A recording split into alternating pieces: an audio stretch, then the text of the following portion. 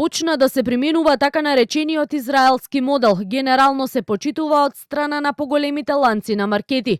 Согласно насоките од правилникот кој се донесе по измените на Законот за заштита на потрошувачи, на интернет страните на дел од поголемите маркети утрово може да се забележат ценовници во кои точно се наведени тековната продажна, единечна цена, опис на производот, неговата достапност, а доколку има промоција и цената со попусти, важењето на акцијата.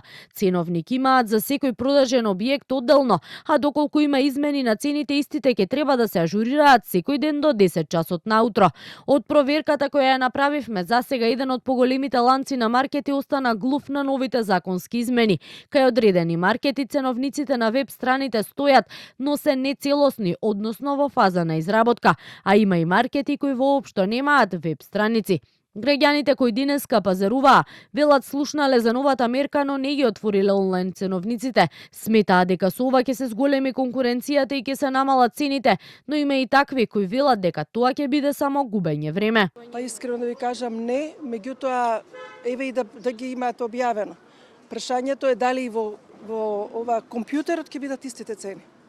Оти се случуваше на тезга едно, а во компјутерот и даваа друго. Ќе почнеме да отвараме, да проверуваме во секој случај, да.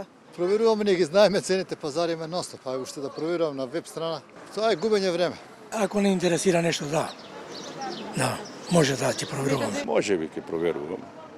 Кај да влезеш ќе требаат пари, без пари ништо не дојде.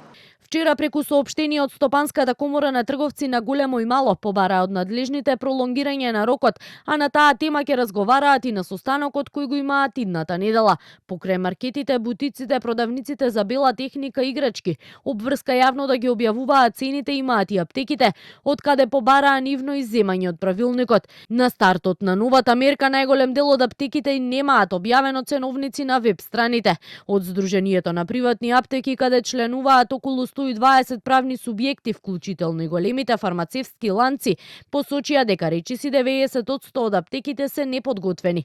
Измените сметаат дека ќе влијаат на квалитетот на услугата кон пациентите, бидејќи се соочуваат со недоволен број на фармацевти. Одговор од надлежните за евентуална средба се уште чекаат, велат доколку некоја аптека се соочи со парична казна како што е предвидено во законот, тоа за нив може да значи и затварање на правните субјекти, бидејќи како што предвидува законот, за оние кои нема да го почитуваат, предвидени се казни до 10.000 евра.